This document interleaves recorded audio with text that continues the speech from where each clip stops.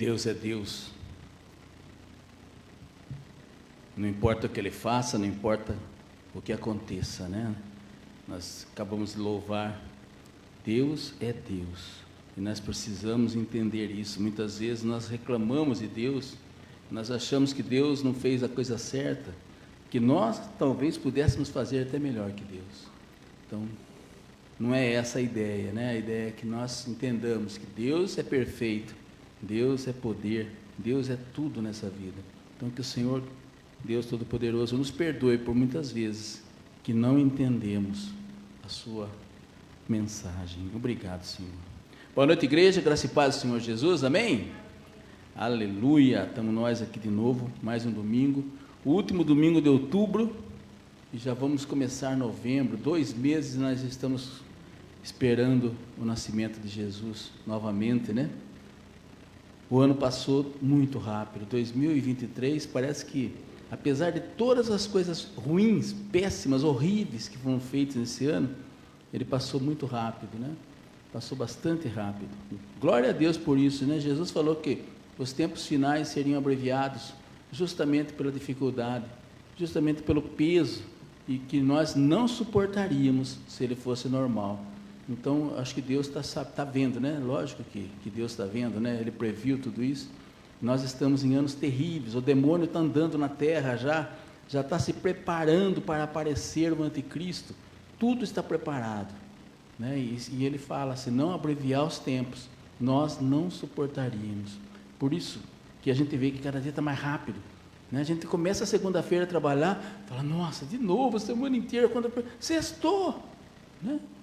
Pode falar o que quiser, falar, não é assim, é bem rápido, muito rápido. Por mais que a gente trabalhe, por mais que você trabalhe 12 horas, 13 horas por dia, segunda, terça, quarta, quinta, sextou de novo, é sábado, domingo, e já está na segunda de novo. E aí você vê janeiro, fevereiro, março, abril, maio, junho, julho, nós estamos em novembro de novo. É assim que passa a vida, né? E a gente esquece de viver, e a gente esquece por que nós estamos aqui. Esse é o grande dilema, né? O grande filósofo, né? Que fala, né? Eu penso que sei, mas não sei, né? Não sei nada, aquelas coisas todas que eles falam, bonito de falar, mas não quer dizer nada. No fundo ele não quer dizer nada, são coisas bonitas para a gente ouvir, igual a poesia, né? Poesia é muito linda, eu gosto de poesia, mas isso é uma coisa inútil.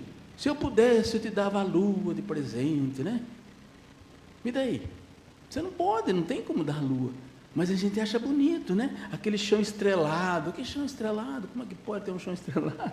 Mas a poesia é bonita, mas não é prática, entende? E nós esquecemos muitas vezes de viver na prática. E nós estamos aqui, nessa terra, nessa vida, nesse mundo, não para atrapalhar a vida dos outros, mas para vivermos uma vida santa, para vivermos uma vida que seja para a gente ser edificado a cada dia e a nossa vida servir para edificar as outras pessoas. Eu quero falar com vocês, está lá em Mateus capítulo 25, do 31 ao 46.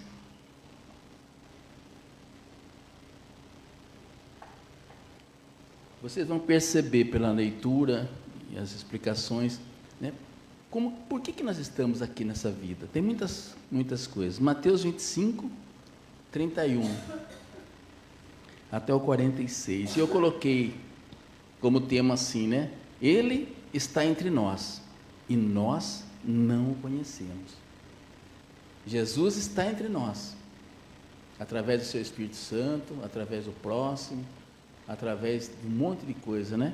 Ele está entre nós e nós não o conhecemos. Diz assim a palavra do Senhor em Mateus 25, no versículo 31. Quando o Filho do Homem vier em sua glória com todos os anjos, assentar-se-á em seu trono na glória celestial. Todas as nações serão reunidas diante dele e ele separará uma das outras como o pastor separa as ovelhas dos bodes. E colocará as ovelhas à sua direita e os bodes à sua esquerda. Sempre a esquerda é pior, né?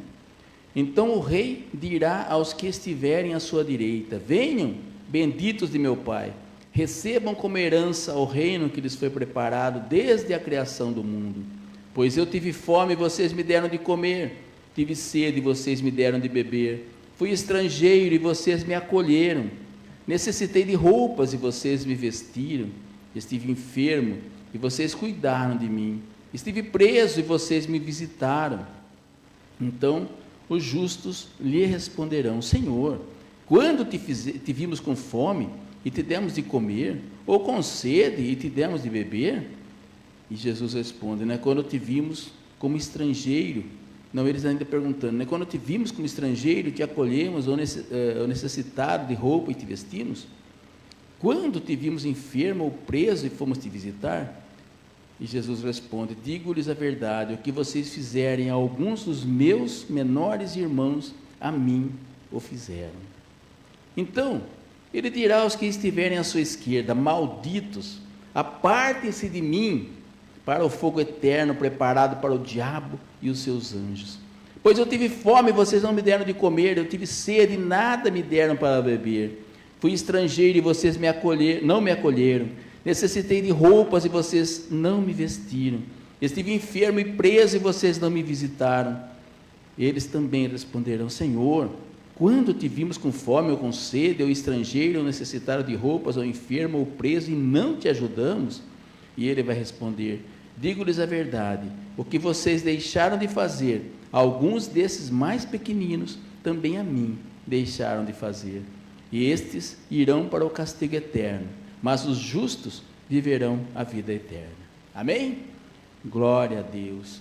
Essa é uma leitura escatológica, a gente chama, Já é uma leitura do final dos tempos. É uma leitura que já coloca aquilo que foi falado, Quando a gente fala dos lírios, do trigo, e do joio, que estavam juntos, E o dono da terra, da seara, falou: não vai separar agora, porque vocês vão levantar muito, vai arrancar muito trigo, porque são parecidos, mas vai chegar no final, O trigo, ele fica reto, e o joio, ele vai ficando pesado, ele vai entortando. Então, no final da colheita, vocês conseguem separar o joio do trigo. É mais ou menos o que ele já está fazendo aqui, entende? É o que, essas palavras, a gente, que nós, é estranho falar essas coisas, A gente fica meio, a gente não consegue enxergar o que Deus quer mostrar para nós, entende? Eu já vi muita gente falando que essa leitura aqui não tem nada a ver. Essa leitura aqui não tem nada, não é julgamento, não tem nada, Deus não vai julgar ninguém, é todo mundo igual. Como assim? Se é Jesus que falou isso, se Mateus colocou isso na Bíblia, se a palavra dele é essa, uma palavra perfeita, o que tem de errado nisso aqui? Está perfeito, entende? Não tem, ele está explícito, não precisa nem explicar, pode fechar o livro e ir embora, todo mundo já entendeu. Mas tem gente que questiona, que não é assim, Sempre tem os mimizentos, que inventam, eles querem escrever a Bíblia, que nem a Xuxa, quer escrever uma Bíblia nova, só para eles. Mas vamos ver, a parábola do juízo final, ela conta o que devemos fazer para poder tomar posse do reino e saber acolher os famintos, os sedentos, os estrangeiros, sem roupa, No começo e no final da nova lei estão excluídos e marginalizados, estão os que procuram acabar com a exclusão.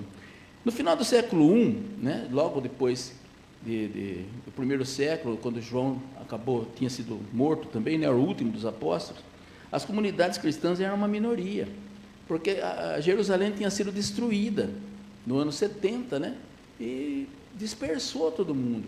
Ficaram alguns ainda em Jerusalém, mas a maioria tinha sido dispersa, tinha saído fora. E eles viviam na pobreza, eles eram minoria absoluta. E o templo tinha sido destruído, então não existia mais aquela pompa da realeza, dos sacerdotes, meus sacerdotes, eles até existiam, mas eles não tinham mais templo, eles não tinham mais como cobrar, mas mesmo assim eles continuavam chefiando, eles continuavam líderes, e as pessoas que podiam ainda estavam dando dízimo e oferta para eles, para mantê-los ainda.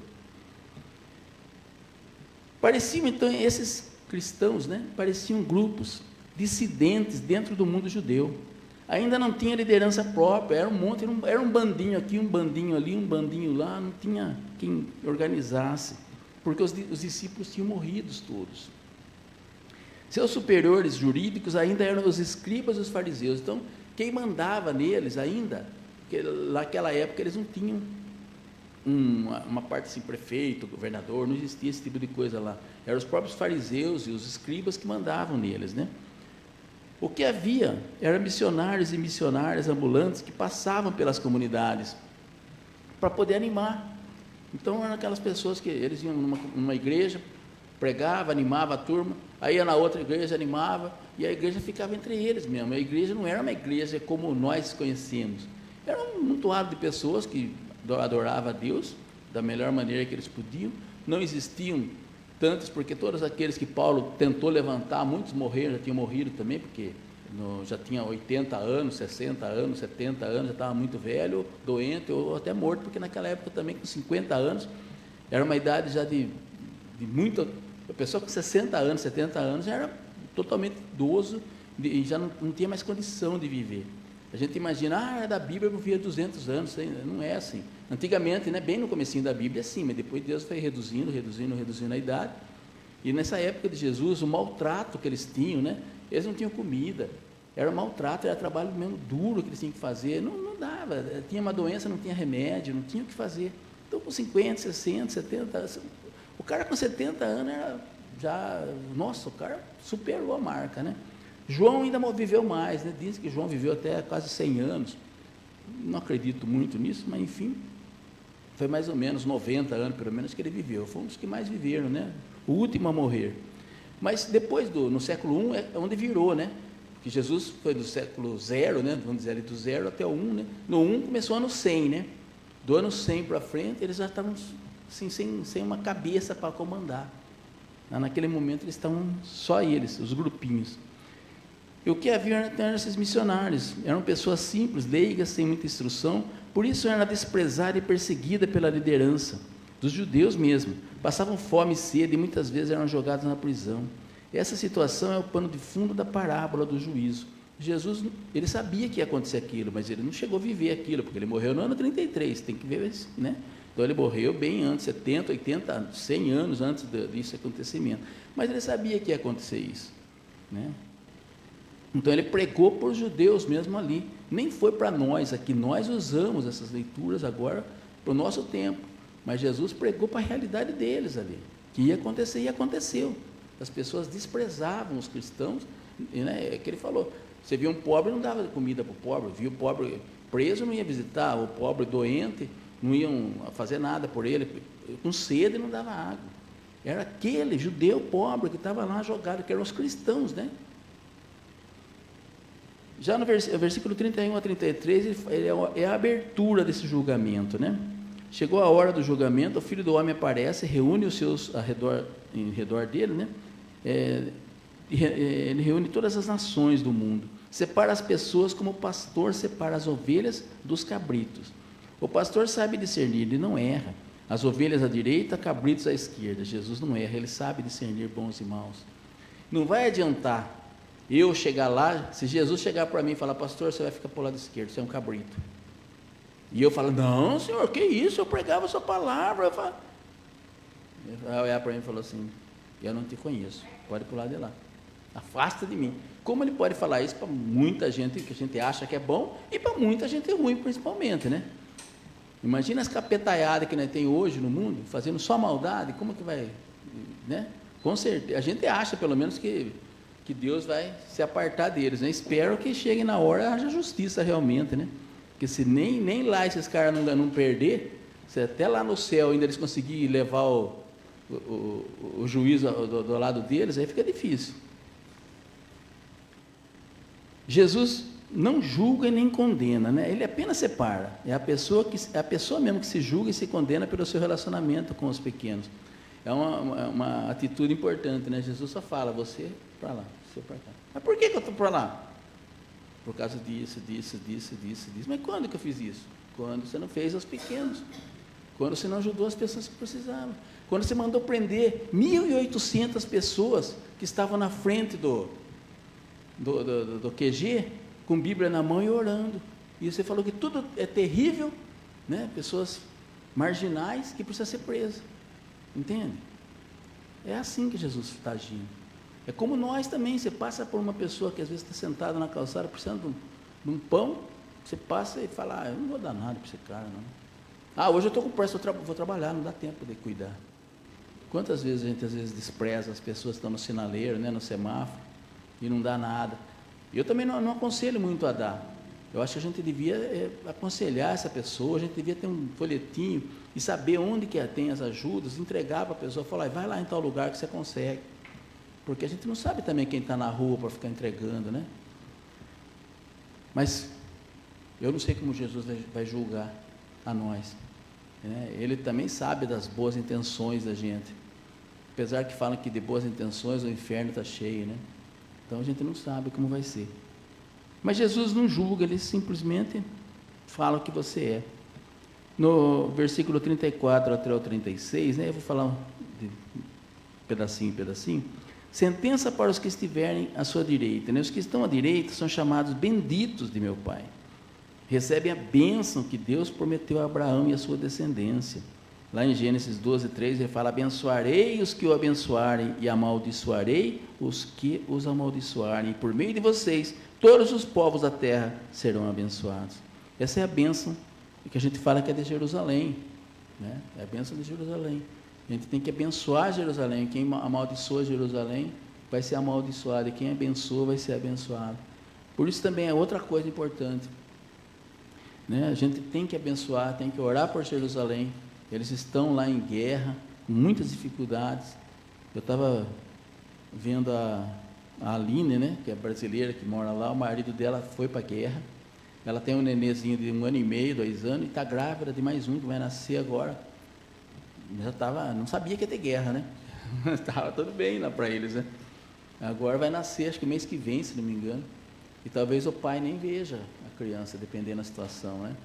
Então ela está fazendo as lives dela ainda, ela faz sempre a live de domingo, mas a gente percebe a tristeza que está na face dela. Ela é uma pessoa muito alegre, muito comunicativa, mas a gente vê que hoje ela está chorando, está triste, né, de ver tudo isso. E as pessoas condenando Israel, o que é pior. Né? Mas Israel, nossa, eles são os piores do mundo. Como eles condenam Estados Unidos, eles condenam todo mundo. O bom são eles. Né? Bons são eles que vai lá no morro, escraviza o pessoal pobre do morro com droga, faz eles passar droga, né? Fazem eles vender droga, vender arma, e não pode a polícia subir no morro, porque o juiz não deixa, entende? E eles são bons, os caras que passam droga, que vendem, que passam arma, é a mesma coisa do Hamas, que estrangula a criança, que estupra, esses são bons. E a gente não pode nem falar isso. Isso aí, se você falar, eles estão derrubando as lives da gente. Só de falar isso, você vê como que eles são anti-simeonitas, né? Nossa, até perdi a palavra aqui. Eles são contra Israel. O próprio Google é contra Israel. Totalmente contra. Eles odeiam. Eles odeiam Jesus, eles odeiam Deus, eles odeiam Israel. Não que Israel não aceita Jesus ainda, né? E eles vão se arrepender por causa disso. Mas vai chegar, Deus já escreveu, já está tudo certo, eles vão aceitar, vai chegar um momento que eles vão entender que o Messias já chegou. Né? Então já está tudo certo, mas essas pessoas, elas querem destruir, Hoje eu vi um colégio, acho que foi não sei se foi em São Paulo, não sei onde que foi, não lembro a cidade, uma igreja, uma escola eu sei que era alguma coisa católica, não me lembro bem se era uma igreja, que era católica. Eles invadiram lá, escreveram no muro da igreja, fizeram uma suástica, sabe aquele desenho nazista? Escreveram que todos os cristãos devem morrer. Entende? E eles estão pregando ódio, como se fosse um amor. Então matar nós é bom. Vocês entendem? É assim que está chegando, né? Agora, como é que vai chegar no final dos tempos? Como é que Deus vai olhar para um cara desse e vai falar o quê para esse cara? Cabrito desgramento, vai para o outro lado. Né? Não tem o que falar.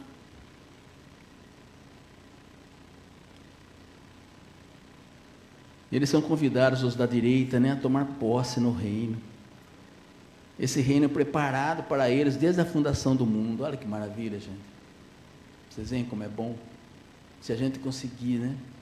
Se a gente conseguisse ser tudo isso que Deus espera de nós, se Deus nos perdoasse de todas as raivas que a gente tem das pessoas. O motivo da sentença é esse, né? Tive fome e vocês me ajudaram. Tive sede, estava nu, doente, preso e vocês estavam sempre comigo. A parábola tem um suspense, até agora não se disse quem são as ovelhas que ficam à direita do juiz.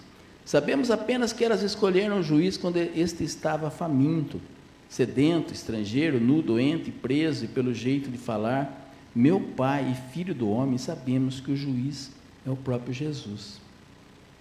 Então, é ele mesmo que está vendo. E isso que é duro, a gente entende isso, mas as pessoas não entendem. Você acha? Nós estamos aqui, você acha que Jesus... É o que eu falo sempre, Deus está vendo a gente aqui. Jesus está vendo. Então, quando você não faz, quando você não vai, quando você não sabe, você não dá um pedaço da sua vida, do seu dia para orar, para estar junto, Ele está vendo. Do mesmo jeito que quando a gente faz, Ele está vendo. Quando a gente fala palavrão do lado, xinga, Ele está do lado, Ele está sabendo. Quando a gente elogia, dá a mão e segura uma pessoa que está com problema, Ele está vendo. A gente tem que entender isso. E é por isso que nós temos que pedir perdão todo dia, né? Porque Ele sabe até os nossos pensamentos. Às vezes você estava pensando uma coisa, nossa, queria pregar, né? Ele já sabe. Não tem jeito. Tem que pedir perdão. No versículo 37 a 40, né, fala, o esclarecimento do juiz, o vigário de Cristo é o pobre, os que aconselharam os excluídos são os justos, né? Isso significa que a justiça do reino não se alcança observando normas e prescrições, mas sim acolhendo os necessitados. Mas os próprios justos não sabem quando foi que acolheram, né? E Jesus responde, digo-lhes a verdade, que vocês fizeram a alguns dos meus irmãos mais pequeninos, a mim o fizeram. E quem são esses irmãos, né, mais pequeninos? Em outras passagens do Evangelho, as expressões meus irmãos e pequeninos indicam os discípulos mesmo, né? Mateus 10, 42, ele fala assim, se alguém der mesmo que seja apenas um copo d'água fria a um desses pequeninos, porque ele é meu discípulo, eu lhe asseguro que não perderá a sua recompensa. Isso é outro ponto importante. A gente vê, e isso não é agora, sempre foi assim, os pregadores da palavra são enxotados. Lá na Nicarágua, eles tomaram o colégio de freira, não é colégio de padre, como é que chama? Eu não sei como é que chama lá, esqueci o nome. Hã? É tipo um convento, mas eu não sei, não é esse o nome, mas é mais ou menos isso. Né?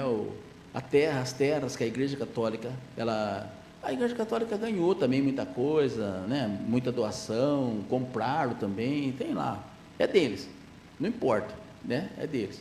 E eles fizeram lá, as escolas, fizeram todas as coisas, e na Nicarágua eles foram lá e tomaram a posse da terra, tiraram o nome do pessoal da igreja, botou no nome do governo, né? Isso é roubo, isso é assalto, mas ninguém fala, né? Aqui no Brasil principalmente, ele é um ídolo, aquele safado lá, né?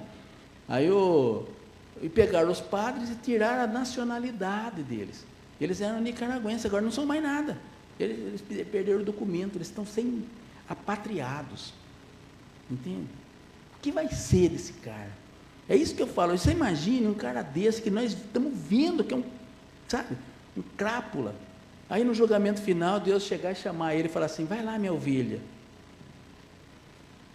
você vai ficar meio assim, né, meu Deus, espera aí, ou eu sou muito burro, alguma coisa está errada, eu não acredito que vai acontecer uma coisa dessa, né? Tem que botar, esses caras têm que pular dos podes de qualquer jeito, mas não somos nós que julgamos, é Deus que julga, né? Mas a gente se sente assim, né? Imagine, Fernandinho Beiramar, chamar o Fernandinho e falar, vai Fernandinho, seu lugar no céu está preparado. O cara matou 500 pessoas, como é que pode isso? Eu duro que se ele se arrepender no último minuto, ele pode ser salvo. São os membros mais abandonados da comunidade, os desprezados, que não recebem lugar e não são bem recebidos, né? Mateus 10, 40 fala, quem recebe vocês, recebe a mim, e quem me recebe, recebe aquele que me enviou. Então, é uma coisa interessante essa parte, né? E que a gente receber as pessoas, principalmente as pessoas que falam de Deus, né? A gente não tem muito essa noção, né? Mas você receber um pastor, um padre, sei lá, alguém que prega o evangelho, que fala, você receber na sua casa, dar um café, dar uma água, é uma dádiva de Deus. Quando a gente faz isso, o Senhor se alegra. É lógico, gente, não adianta você falar, vou fazer isso para o Silas Malafaia, porque é famoso, vai encher de gente na sua casa, vai aparecer na... Já pensou você fazer uma selfie com o Silas Malafaia lá, assim, né? Para quem é... Nossa, vai ser, né? Entendeu? Mas não é isso. Pode ser o Zé lá, o pastor Zé, o pastor Moacir, pastor... qualquer um, né? O cara é de Deus, é da igreja, está pregando a palavra. Levar ele na minha casa tomar um café, vou dar água para oferecer uma água, né? Às vezes você vai ungir uma casa, vai orar para uma pessoa, a pessoa não dá nem um café para a gente. Não que a gente vai lá para tomar café, mas já que você vai lá, você unge, vai, ora, tudo, né? Aí você, aquele calorão, a pessoa não oferece nem água para a gente, como se a gente estivesse fazendo uma obrigação da gente. Pode até ser obrigação, mas não custa nada tratar bem, né? Mas está dizendo que quem recebe vocês, né, os pregadores, recebem a mim, e quem me recebe, recebe aquele que me enviou. E nós precisamos tomar cuidado com isso também, porque nós também temos que receber pessoas, né, que pregam, que falam de Deus, e receber bem. Mas não é só isso. Aqui no contexto tão amplo dessa parábola, a expressão meus irmãos pequeninos se alarga e inclui todos aqueles que na sociedade não têm lugar. Indica todos os pobres e os justos e os benditos de meu Pai, são todas as pessoas que acolhem o outro na total gratuidade, independente do fato de ser cristão ou não. Que quer dizer que a gente tem que aceitar as pessoas. Ah, mas aquela pessoa não tem religião, não tem problema, ele está precisando de ajuda, vamos ajudar. Ah, mas aquele lá é espírita, não tem problema. Ah, mas ele vai no candomblé, não tem problema, está precisando de ajuda, eu posso ajudar? Vou lá ajudar. É isso que Deus não quer que a gente fique olhando e falar, ah, mas eu só ajudo se for gay, eu só ajudo se for negro, ah, eu só ajudo se for do PT, se não for do PT, não, que é o que faz hoje, né? Não, nós temos que ajudar até do PT. Uai, se a pessoa do PT tiver pobre, nós temos que ir lá e ajudar. Fazer o quê? Esse é o mandamento de Jesus, é ajudar todas as pessoas. E no 41 até o 43, fala, sentença para os que estiverem à sua esquerda. Os que estão do outro lado do juiz são chamados de malditos e são destinados ao fogo eterno, preparado para o diabo e seus anjos. Jesus usa a linguagem simbólica comum daquele tempo para dizer que essas pessoas não entrarão no reino. E aqui também o motivo é um só, não acolhem Jesus faminto, sedento, estrangeiro, né? Não é Jesus que nos impede de entrar, mas sim a nossa prática de não acolher o outro. A cegueira que nos impede de ver Jesus nas pessoas. Olha que estranho, né?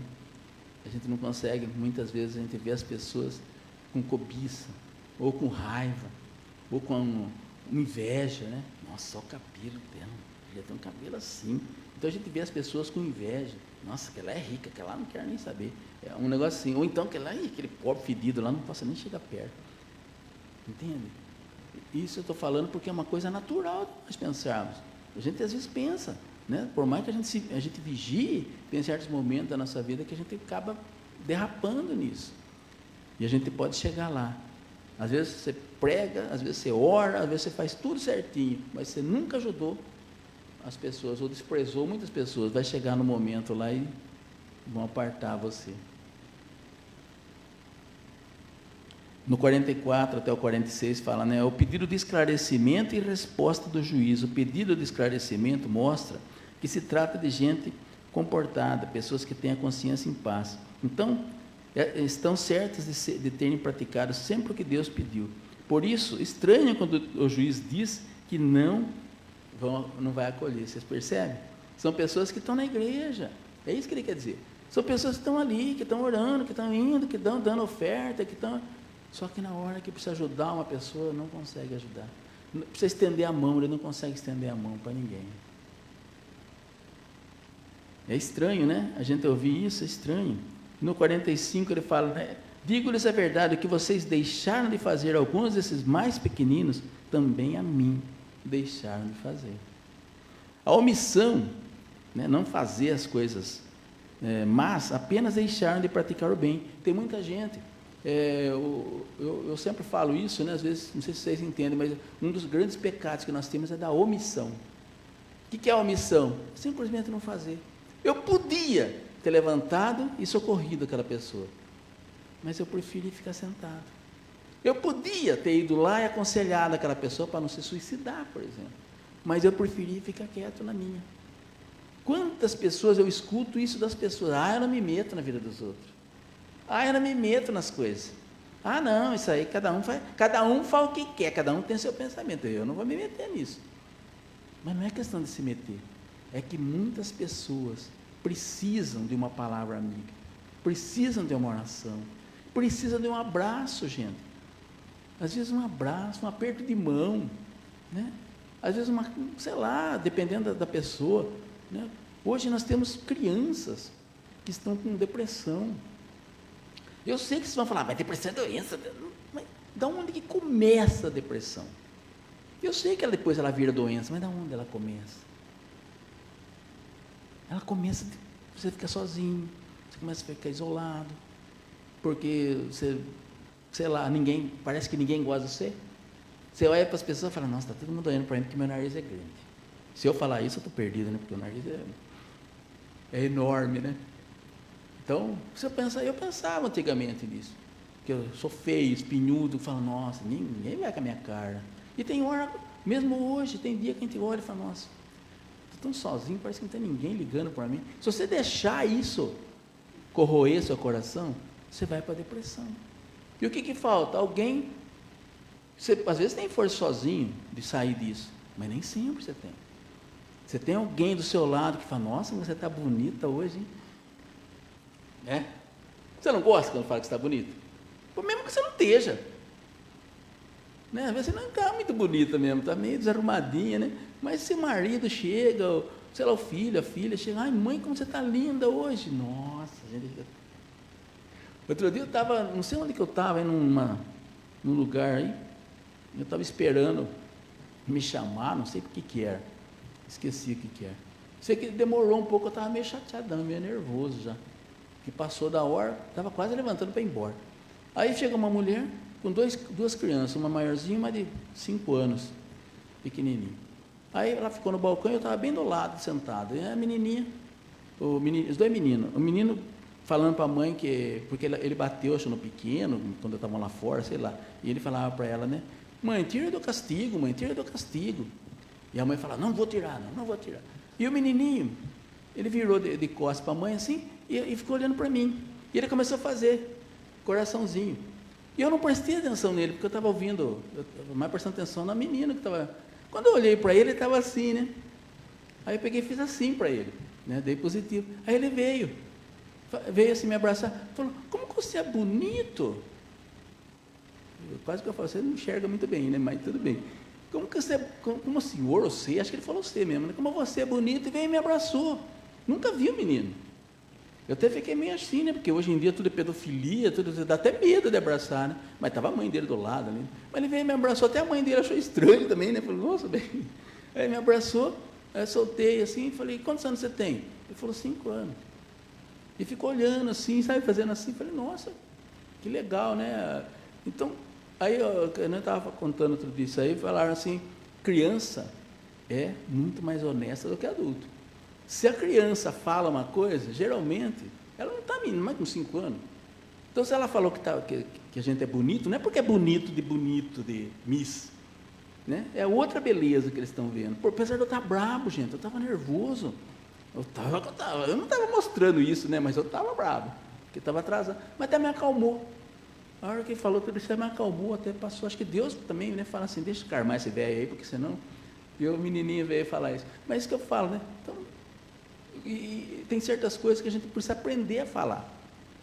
Porque muitas vezes a gente vê a mulher da gente, né, atarefada, acabada, e a gente não é capaz de chegar e falar, nossa, está tão linda, né? Mesmo que não esteja, gente, minta. Essa mentira não é pecado. Não é mentira, né? A gente fala, você está tão bonita hoje, né? Não tem problema nenhum. Mas você não fala nada. Às vezes reclama ainda, né? A gente reclama, a gente tem mais facilidade para reclamar. E isso vai trazendo, vai distanciando e vai trazendo as emoções negativas que nós temos. Nós temos uma parte negativa muito grande dentro de nós, todos nós temos, né? E a gente começa a aflorar essa parte, começa a aflorar. Então, toma cuidado com isso, né?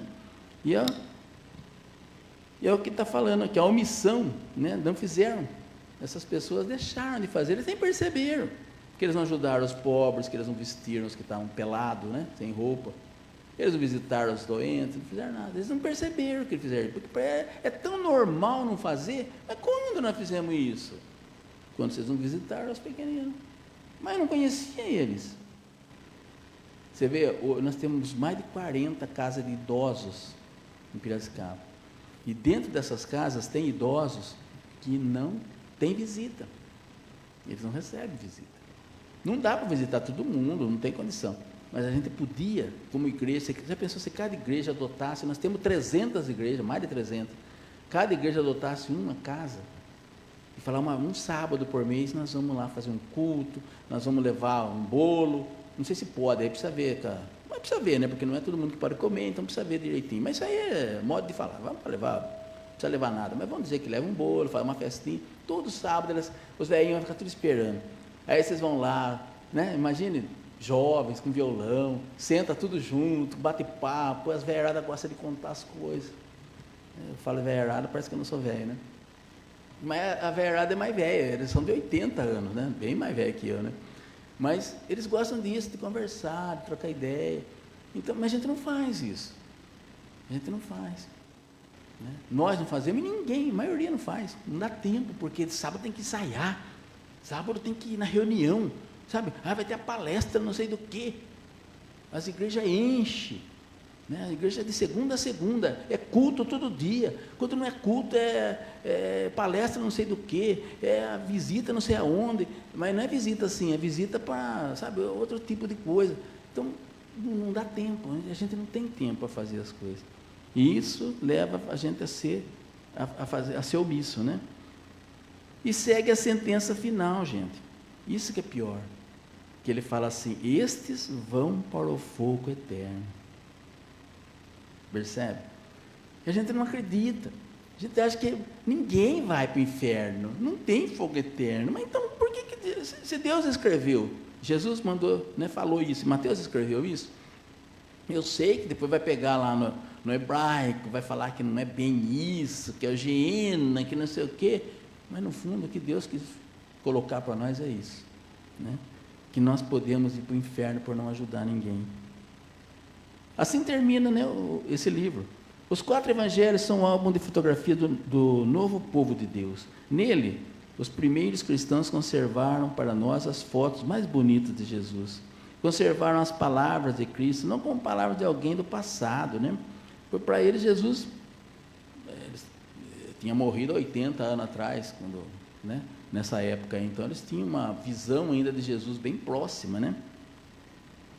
Quando liam ou ouviam as palavras do Evangelho, não as escutavam como se fossem palavras de 20 ou 30 anos atrás, mas sim como palavras que Jesus tinha falado naquele momento, que Jesus vivo tinha pregado. E é assim que nós temos que sentir hoje, gente. Essas palavras aqui não tem que ser minha, elas não podem ser minhas, porque se elas forem minhas, não vale nada, não quebra nada, não muda nada, não transforma nada. Essas palavras têm que ser de Jesus. É Jesus que está falando isso para nós. Ele está nos dando essa lição. Ele só está me usando como se eu fosse um alto-falante. Eu só falo, mas é Ele que coloca isso para nós. E nós temos que entender isso. Não só eu, mas os outros pastores que estão pregando hoje, 7 horas, 8 horas, tem centenas de igrejas pregando. Cada um uma palavra diferente, uma mensagem diferente. Mas é Jesus falando para todo mundo, através do Espírito Santo de Deus, usando a gente como se fosse um alto-falante, um servo do Senhor, né?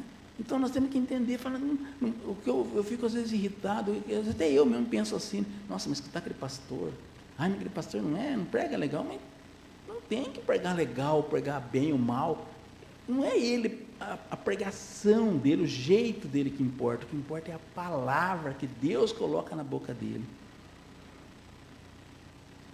Quando eles iam ouvir então, as palavras do Evangelho, não as escutavam como se fosse muito, muito antigo, né? Assim, hoje, esse mesmo Jesus aponta os pobres e os excluídos e fala para nós, está vendo aquele pobre? Sou eu. Está vendo aquele mendigo? Sou eu. Naquele tempo, né, no tempo dessa leitura, não deu tempo de falar. Ele falou a primeira vez. As pessoas não sabiam que ia acontecer depois de 100 anos aquilo lá, né? E hoje, nós estamos vendo acontecer isso todos os dias. Cada dia nós temos mais pessoas morrendo de fome. A fome, ela triplicou no Brasil. Tinha diminuído bem o ano passado, esse ano triplicou. O governo do amor é um governo bom, né? Vai deixar todo mundo magro, né? Vai deixar todo mundo com fome. O que Jesus não deseja é que pratiquemos misericórdia com quem espera que cada obra seja um degrau de escada que nos conduza ao céu. Então, Jesus não quer que a gente faça a obra para tirar selfie. Fazer a obra falando assim, eu vou dar uma cesta básica, um degrauzinho para o céu. Eu até já escutei gente falar isso. Já escutou? Eu ajudei aquela família, um degrauzinho para o céu. Que degrauzinho para o céu esse? A nossa obrigação é fazer sempre, para todos. Né? E se vão para o céu ou não vão por causa disso, é o de menos. Nós precisamos estar preparados. Né? E quando eu falo que nós temos que estar com a veste limpa, uma das coisas que suja a nossa veste é isso, é não fazer essa misericórdia, não ter essa misericórdia, essa vontade de ajudar as pessoas. No dia do grande julgamento, os salvos dirão: Senhor, quando foi que vimos com fome, e lhes demos comida, né? Quando foi que vimos o Senhor como estrangeiros? Os salvos não praticam misericórdia em troca da salvação, mas fazem porque são misericordiosos. Entende? A gente faz porque, não é porque, mas está na palavra, então eu preciso fazer. Se a gente não tem essa prerrogativa na nossa vida, então aprenda agora, comece a fazer agora, comece a ter misericórdia das pessoas. É lógico que hoje o povo é muito esperto, né? O povo é muito esperto, a gente tem que tomar cuidado, porque senão você é feito de bobo. Eu já falei isso muitas vezes também, né?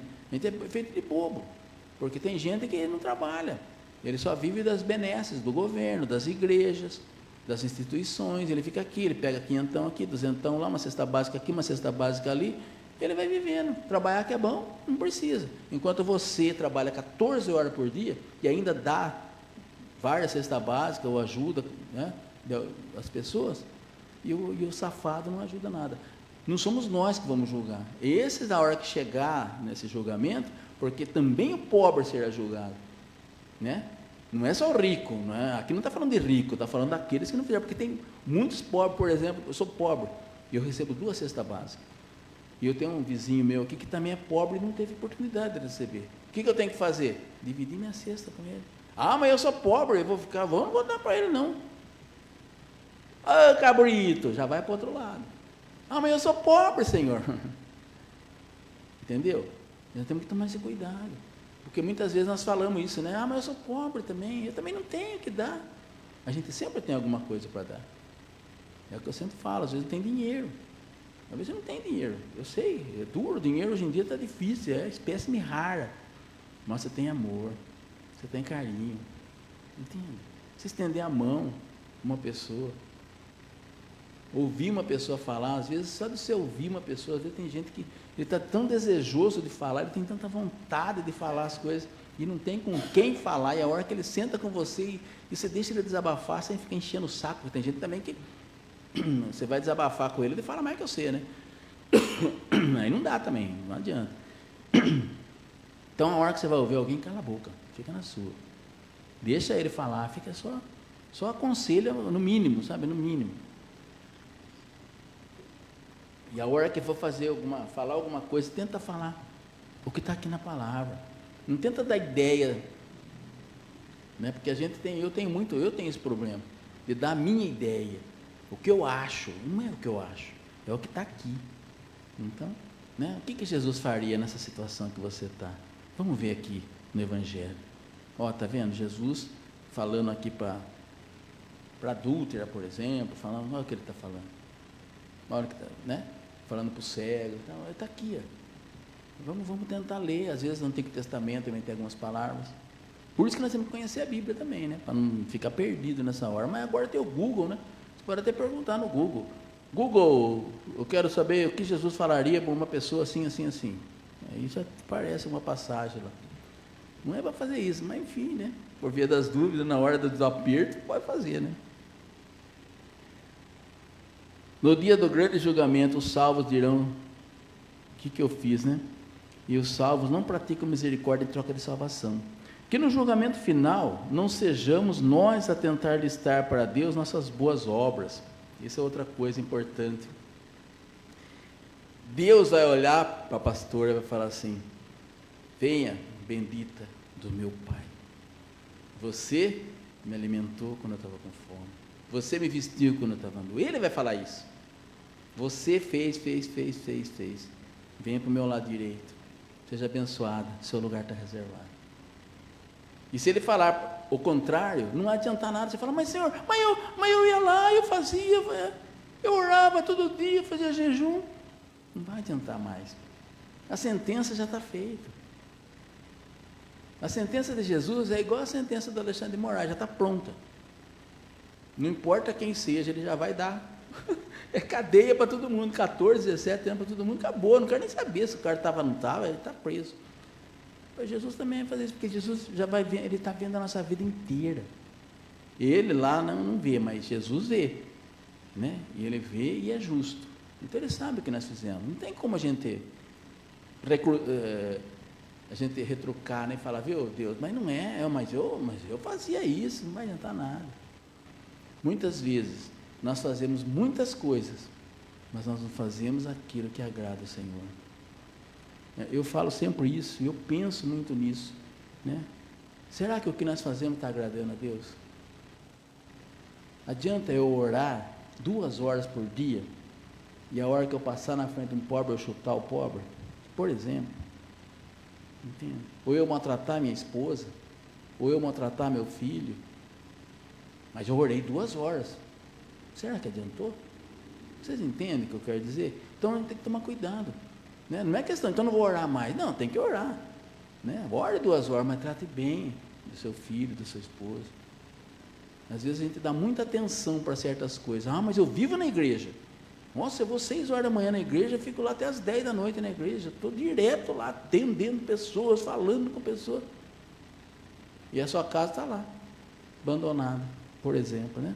Seus filhos estão precisando de ajuda, sua mulher precisando de ajuda, e você não está nem aí com a sua mãe, com o seu pai, com ninguém. Você está lá na igreja, ajudando as pessoas da igreja. Precisa fazer isso? Precisa, mas você pode determinar um horário, pode ver um jeito melhor de fazer isso. Que no julgamento final não sejamos nós a tentar listar então para Deus o que nós fizemos de bom, né? Incluamos em nossos pedidos um especial, que Deus nos torne misericordioso como Ele é. Se nós não temos essa misericórdia, e muitas vezes nós deixamos a desejar nesse quesito, né? Eu percebo que, infelizmente, a humanidade hoje, ela está deixando de ser misericordiosa. A gente percebe que muitas vezes também, quando acontece um acidente, um incidente, né? A chuva destele a casa, tal, e a gente faz uma campanha na internet e consegue muita coisa. As pessoas acabam ajudando, muitas pessoas acabam ajudando com comida, com dinheiro, com alguma coisa, né? A gente dá telha, sempre tem quem ajuda, uma grande parte ajuda. Todas as vezes que se faz uma vaquinha para ajudar alguém, tem um bom dinheiro, entende? Mas é uma coisa assim que dá a impressão que a pessoa faz por alívio de consciência, não faz por amor. Fala que eu vou dar porque, sabe aquela coisa assim? E a gente devia dar por amor, com amor. A gente devia se oferecer mais, mas a gente prefere tirar R$100 do bolso, né? Quem tem, né? E tá, pega os 100 aí e estou fora, hein? Não quero mais nada, entendeu? E não é isso que Deus quer. Ele fala que a gente tem que alimentar, mas o que é alimentar? É você levar a comida, é você dar na boca se a pessoa precisar, sabe? É você servir, dar água para a pessoa, né? Está nu, leva ele para tomar um banho, ajuda a trocar, tirar a roupa, se a pessoa está, às vezes está doente, debilitada, não consegue nem fazer sozinho, você vai lá, lógico que vai um homem ajudar outro homem, outra mulher, né? Lógico, isso aí não tem que, mas faz isso, vai em 2, 3, ajuda, sabe? Não é simplesmente pegar lá uma roupa, botar num saco e pega aí, roupa para você. Estou dando roupa, hein, Jesus? Está vendo? Estou dando roupa para ele. Entende? É diferente. Ele quer que a gente trate das pessoas. Não é simplesmente dar roupa. Quando ele fala você me vestiu, ele não fala você me deu a roupa. Não é? Eu estava nu e vocês me vestiram. Vocês me vestiram. Eu estava com fome, vocês me deram de comer. Vocês me deram. Vocês não jogaram a maçã para mim. Vocês foram lá, cortaram, descascaram, viram se eu tinha condição, como é que eu estava com a mão toda suja, vamos lavar a mão. Entende? Será que nós conseguimos pensar desse jeito? É difícil, né? Mas nós precisamos começar a mudar. Jesus está voltando, gente. Esse julgamento vai acontecer. Eu sei que vão falar, isso aí é daqui 1000 anos, isso aí não sei, não importa quando, eu não quero nem saber quando, teologicamente eu não quero nem discutir, mas vai acontecer. Que seja daqui 1000 anos, daqui 100 anos, daqui 50 anos, daqui amanhã, como é que eu estou? Como é que eu vou estar? Hoje de manhã, ontem, né? Foi ontem que o rapaz morreu lá, o Remi. Um amigo nosso, dono de escolas também, no nosso grupo de WhatsApp lá, faleceu. Eu não sei de que cidade que ele é, não me lembro agora, mas acho que ele é aqui de São Paulo mesmo. Faleceu, 50 e poucos anos lá. Teve um infarto à noite e morreu. Falou com todo mundo ontem à noite e tal, como nós estávamos lá ontem na festinha lá. E se a gente morre, não acorda de manhã? Pode acontecer isso para todos nós. Não importa a idade, não importa, sabe, isso pode acontecer. Você cair de uma moto, bater o carro, pode acontecer. Então nós temos que estar preparados, nós temos que nos preparar mais e nós não pensamos nisso. A preparação nossa é para a vida, é só para a vida. A minha preparação então eu quero fazer um exame, um check-up no médico, para ver se eu não tenho nada, sabe? Não estou dizendo que não é para fazer, tá? Não vamos pensar, não, é para fazer. É para fazer tudo isso. Mas a gente só pensa nisso, entende? Eu faço um check-up para ver se eu não tenho nada, que eu quero viver 200 anos. Eu acho que eu não vou morrer nunca. Não, eu vou arrumar meus pés, minha mão, meus dentes, meu cabelo, vou botar uma peruca se tiver careca, porque eu quero ficar bonitão com 80 anos. Gente, vai acabar. Não que não possa ficar bem, se você conseguir ficar bem, fique bem a vida inteira, mas esqueça um pouquinho do seu corpo, a parte externa, e pense na parte interna. Tem muita coisa para a gente mudar, né? Não é só o cabelo, não é só o batom, não é só o nariz, não é só o olho, mas nós temos que mudar o nosso coração, principalmente.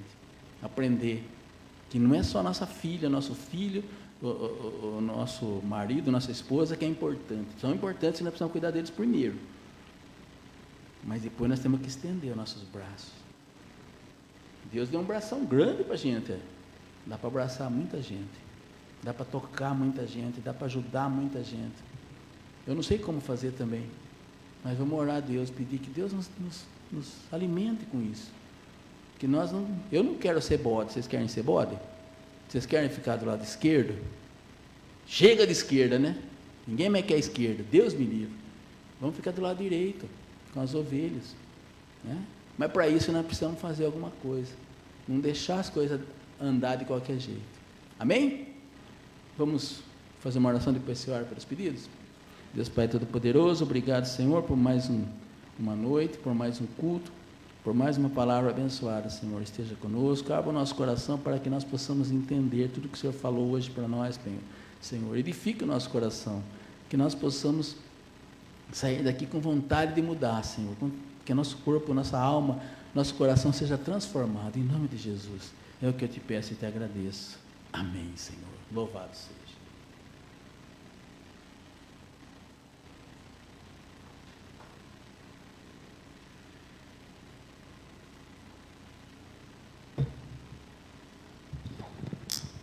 Amém. Senhor, meu Deus, meu Pai, em nome de Jesus, nós clamamos a Ti, Senhor, por esses pedidos aqui colocados, por cada vida aqui representada, que o Senhor possa, Pai, estar examinando cada um, Senhor, e dar a bênção, dar a vitória que cada um precisa.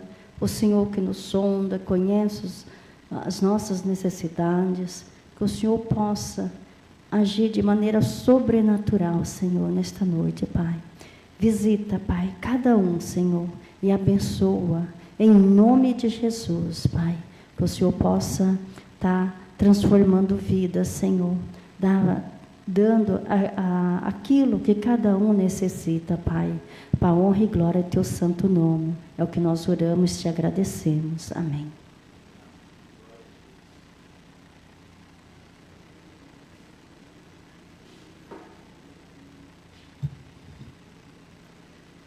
Vamos encerrar nosso culto, né? É o último culto de outubro, mês 10. E nós já vamos começar semana que vem, novembro. 11º mês do ano. Meu Deus. Glória a Deus, né? Que o Senhor esteja à frente de tudo que nós fazemos e que a gente aprenda a fazer as coisas que seja agradável ao Senhor. Que a gente aprenda, é difícil isso, né? Porque nós temos o nosso jeito de viver, né? E a gente gosta de viver bem, a gente quer dormir, a gente quer descansar, a gente quer comer, né? A gente quer vestir bem, a gente quer estar bonito, arrumado, né? Bonito é difícil, né? Mas arrumado, pelo menos. A gente quer ter dinheiro para pagar as contas, a gente pensa muito na gente. Então, que a gente cuide de nós temos que cuidar de nós. Porque se a gente quer cuidar dos outros, nós temos que cuidar de nós primeiro, senão não dá, né? Então, cuida de você primeiro. Mas vai sobrar, tem que dar um jeito de sobrar um tempo para poder cuidar dos outros, né? Cuide primeiro da sua família. E depois vá aumentando o seu leque, até você conseguir fazer tudo aquilo que Deus pede para nós fazermos. Amém? Põe a mão no seu coração se você puder. Vamos orar. Deus Pai Todo-Poderoso, obrigado, meu Deus, por mais um dia. Obrigado, Senhor, por mais um culto, por estar conosco. Obrigado por tudo que o Senhor tem feito, Pai. Obrigado por abrir os nossos olhos. E muitas vezes nós fazemos coisas erradas, ou por desconhecimento ou por descuido, Pai. Mas nos ajude para que nós possamos aprender, Senhor, cada dia mais. Que o nosso coração seja cada dia mais aberto para a sua palavra, o seu ensinamento, Pai. E que nós aprendamos primeiro, mas que nós também não ficamos só dentro de nós. Que essa palavra seja colocada para os outros, Pai, que a gente possa pregar para as outras pessoas, que a gente possa falar sobre isso para as pessoas e que as pessoas possam entender, Senhor, para que nós tenhamos muito mais pessoas salvas no céu, Pai. Que o Senhor esteja conosco, nos ajudando em todos os sentidos. É o que eu te peço e te agradeço. Amém. Eu quero pedir pelos meus irmãos, né? Sempre peço pelos meus irmãos, pelos meus filhos, peço pelas minhas netinhas, Pai. Que o Senhor abençoe cada um deles, em nome de Jesus, Pai. Peço também pelos meus amigos, pelas pessoas que trabalham conosco, que estão nossos colaboradores, que o Senhor possa abençoar cada um deles, em nome de Jesus, Pai. Dá a eles tudo o que eles precisam, tira deles os vícios que eles têm, de coisas erradas, Pai, e dá a eles uma direção correta, para que eles possam estar na graça do Senhor. Oh, meu Deus, eu peço muito por todos eles, Senhor, e peço pelas pessoas da igreja, pelo nosso congresso, que será no dia 1 e 2 de dezembro, da Águias, em Sorocaba. Agradeço também pelo encontro de casais que terminou hoje, Pai, foi uma bênção. Que o Senhor esteja sempre conosco, nos ajudando em tudo que nós fazemos, Pai. Obrigado por tudo. Louvado seja o teu santo nome. E agora nos leve para casa na tua bênção, na tua misericórdia, e nos dê uma semana abençoada, em nome de Jesus. Que o Senhor os abençoe e os guarde, faça resplandecer o rosto sobre vocês e tenha misericórdia de todos. O Senhor levante o rosto sobre vocês e lhes dê a paz. E que a graça do Senhor Jesus Cristo, o amor de Deus nosso Pai e as consolações do Espírito Santo sejam com todos, desde agora e para sempre. Todos digam amém. Boa noite a todos, uma boa semana.